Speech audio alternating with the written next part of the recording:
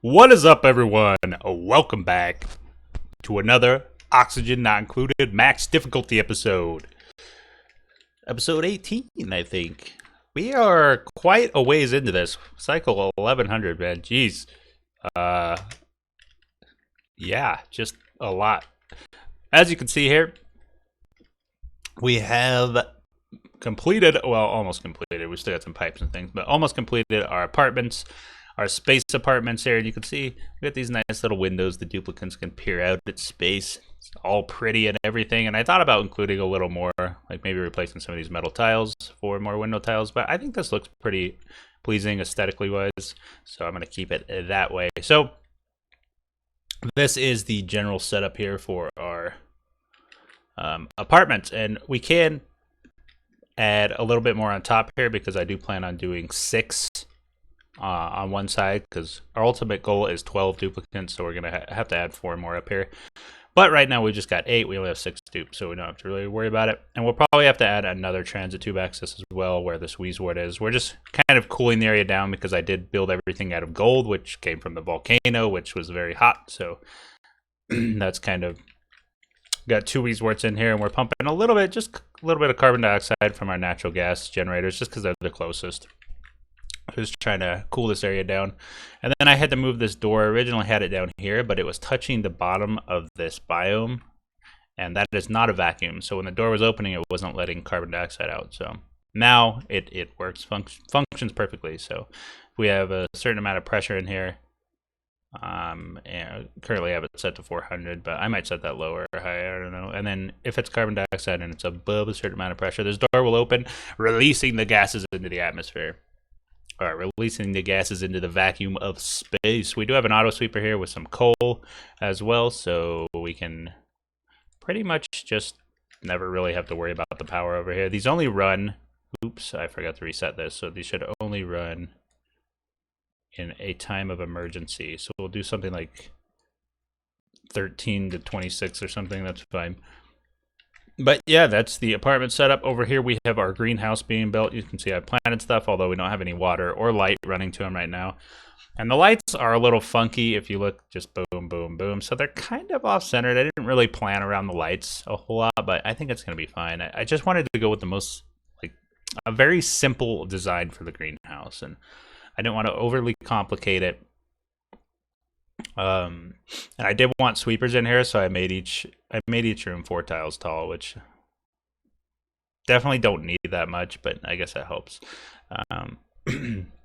So one issue with the greenhouse that I could potentially have, and almost see, so I built this to plant both bristle blossoms and sleetweed in here. So we're planting 18 per row, and we have 2 rows per plant. So the bristle blossoms work out perfectly. I need 3 bristle. If you're gonna use berry sludge, that is. So if you're gonna make berry sludge, and that's gonna be your primary source of food, you need 3 plants per duplicate of both bristle blossoms and sleetweed. Although sleetweed doesn't work out perfectly, it's more like 15 plants to 6 duplicates. But we've went ahead and planted extra here, and we'll just turn that into frost buns. And then if I ever need, if I ever have any food problems, then I'll have like a backup of frost buns and barbecue and other things. So, but yeah, so the challenge by setting both the bristle blossoms and the sleetweed in the same sort of heated area, so all this temperature is going to be controlled primarily by the water. And you can see I've got potentially 4 Wheezeworts set up in here. And we'll have it on a temperature sensor down here. I might have to move this around and maybe set up a different one for each door. I don't know. We'll see. But the challenge with this is that the body temperature for bristle blossoms is, the minimum is 5. And the maximum of body temperature for sleetweed is 5. So I don't have much margin for error there. But if you'll look, if I can go down here somewhere. Oh, wait, that's not it. Here, right here. Okay. So if we look at our water coming out right now, we're at 6 degrees, 5.8, 5.7, 5.4. You can see, and mind you, this is sitting in a pipe in an area that's warmer. So it pretty much potentially has been heating up. I mean, not pretty much potentially. It has been heating up very slowly. So sometimes these packets come out at like 3 or 4 degrees. So we're very close to that 5-degree mark. And even though we're lower, we are going to have some heat output in this greenhouse up here from the lights and not really the auto sweepers because they're rarely going to be working, but we will have some heat output. So probably the biggest heat output would be the tube access and the lights, but we'll see. But I think the lower temperature water, we're coming in cooler than 5 degrees, so this is actually going to be below 6. It will activate and open the doors. So if it's 5 degrees, it'll open the doors. Anyway, I'm hoping we can just come in here with really cold water and cool it down more with the Weezeworts if we need to. And I guess we could use the Weezeworts to potentially cool the air as well. But I'm starting to look at this now and I'm thinking maybe I should have put the sleep weed on the bottom because these are right next to the Weezeworts. And being right next to the Weezeworts, we could cool them down more before. Ooh. You know what? We can always change that later. That's the great thing about this design is I can just move the plants around as I need them, so I don't have to worry about that.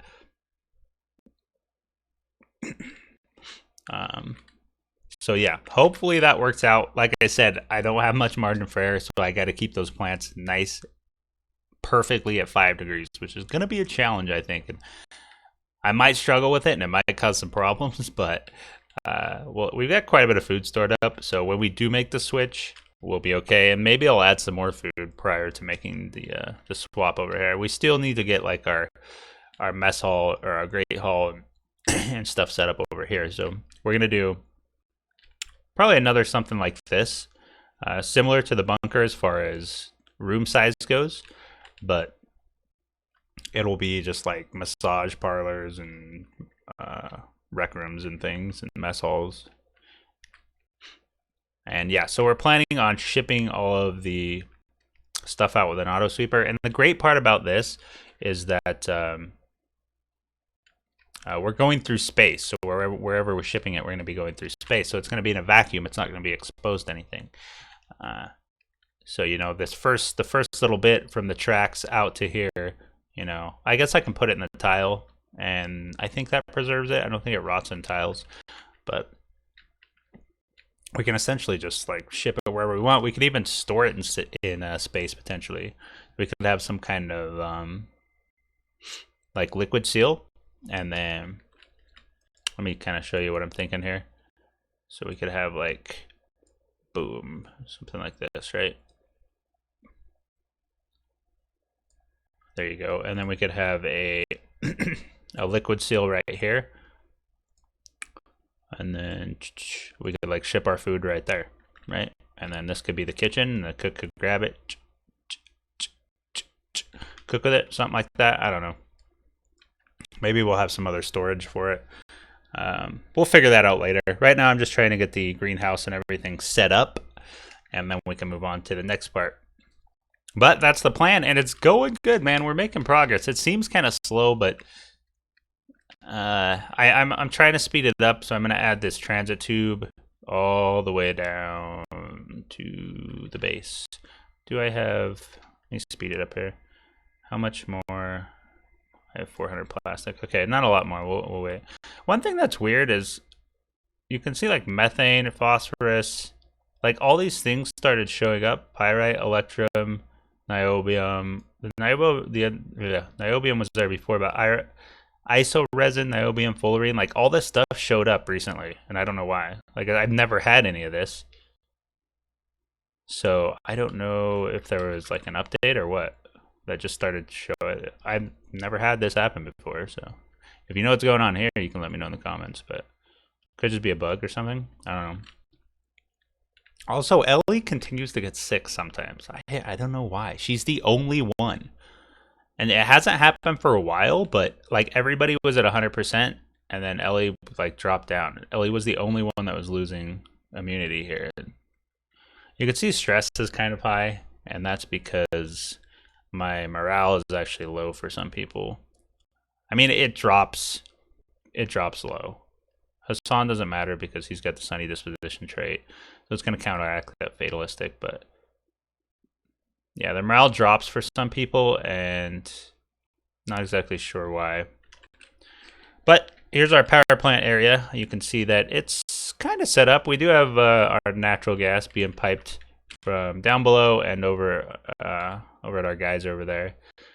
And we don't really have too many puffs in here yet. The dense puff that I had in here managed to make an escape, and I don't think it's a dense puff anymore. I think it's since converted to a puff prince or something, but yeah, I don't know. I'm gonna have to figure out some other way. Maybe I'll just enclose this entire thing and just let puffs roam around in there as they please. I don't know. But the power plant is up. We're not shipping any petroleum over here just yet, but the natural gas are pretty much doing all we need. That on top of the steam turbines. You can see these I only have running from 60 to 80. That's because the steam turbines are going to be running the rest of the battery. You want a little bit of wiggle room there, because otherwise if we're at 100%, steam turbines are going to be running and wasting power essentially. So the petroleum generators will be running from 30 to 60, and then the coal will be running from 5 to 15. So we could probably bump that up to like 20 something. See what else we got going on. We have started to run lines up to the top here. This one I believe is going to be our water line, and then we haven't ran any gas yet, but that's because I'm thinking of rebuilding the SPOM right above the power plant, and I'm thinking of building just one like massive SPOM instead of those little dinky rooms that, you know, produce enough oxygen for maybe my suits or maybe my barracks, but not both. I'm thinking of building like a SPOM with like a combined 4 electrolyzers and all the cooling I would need and like everything. I haven't really started working on a design yet, but I've started thinking about one, so I've got the idea in my head. I just gotta put it into practice or go into debug and test it out. This guy's still running pretty good. I have had, let's see, auto sweeper is 115. Yeah, it is kind of getting annoying at this point to start to be replacing the auto sweeper and the conveyor loader whenever they overheat. Why are you not picking up the gold?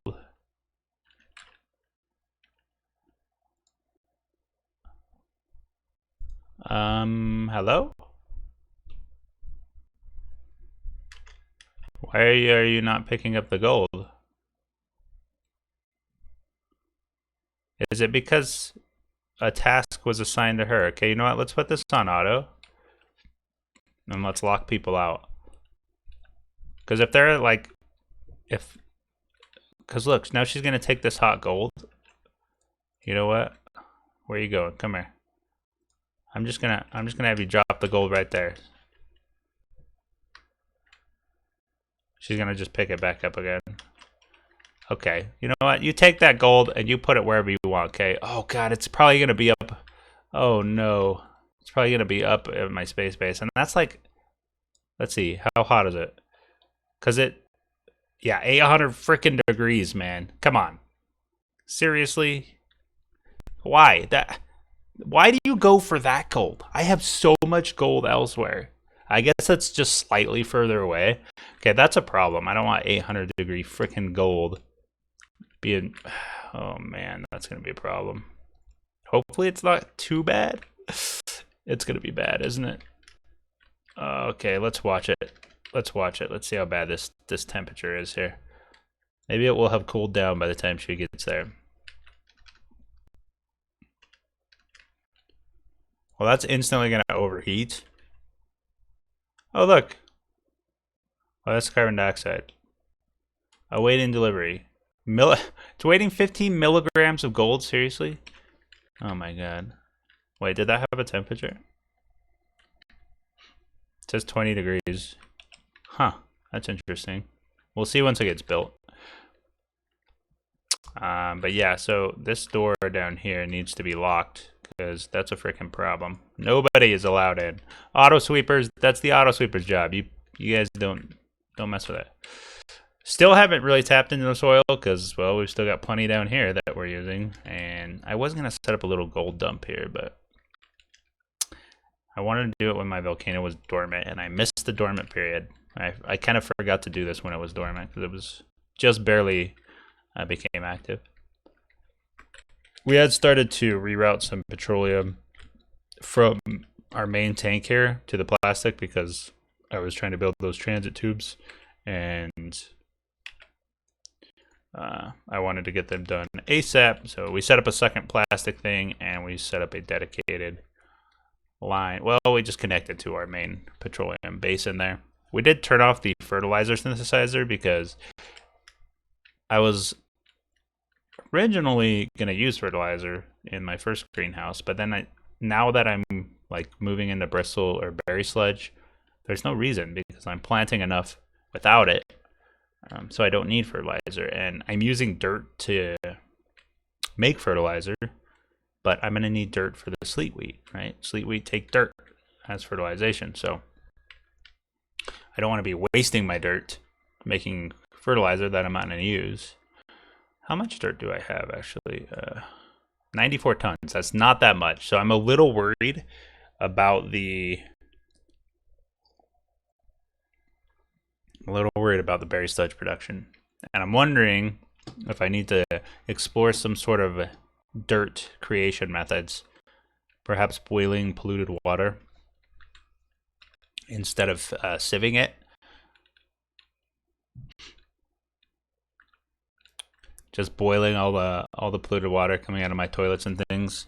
That could definitely be a good route to get dirt. Because I mean, I've got a bit right now, right? But I don't really have a good source of dirt, so it's not like renewable.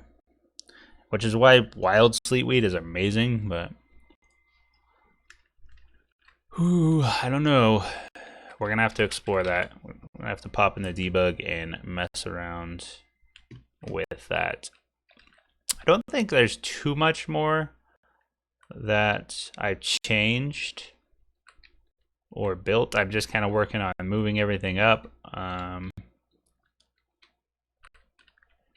Trying to think.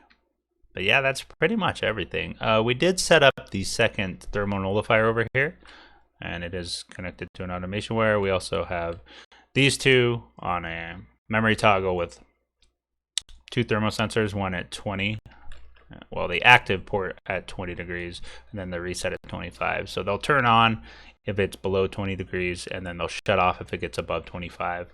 And that's not really a problem with both of these thermal nullifiers running, but one thing I did was shut off the petrol loop going into this steam room here because I've got tons of water. I don't need to be wasting energy cooling down water that I don't need. So went ahead and shut that guy down. For some reason, all my Paku have converted into tropical Paku, except for maybe that one guy there swimming around, but he looks pretty old. No, he's 12. He looks old. Oh, wait, there's the old one. Maybe not. I don't know. It's hard to tell with Paku. But yeah, a lot of them have converted into tropical, which is kind of strange. I do still have my goldfish over here, though, which did go to a Paku at one point, but it immediately laid a goldfish egg right afterwards. Interestingly enough. And eventually it's going to convert all this polluted water into clean water, which I'm not sure I want.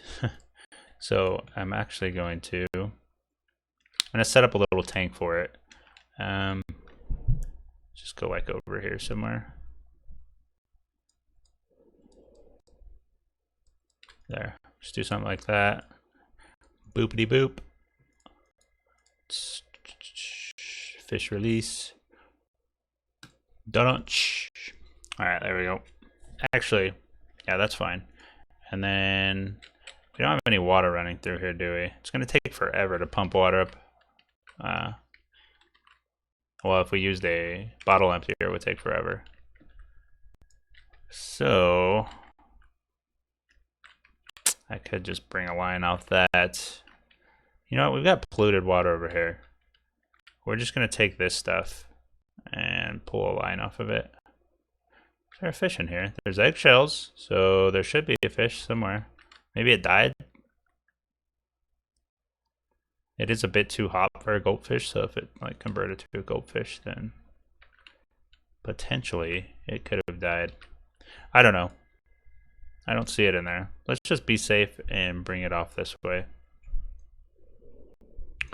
There we go. Dun, dun, dun, dun. Ba-bump.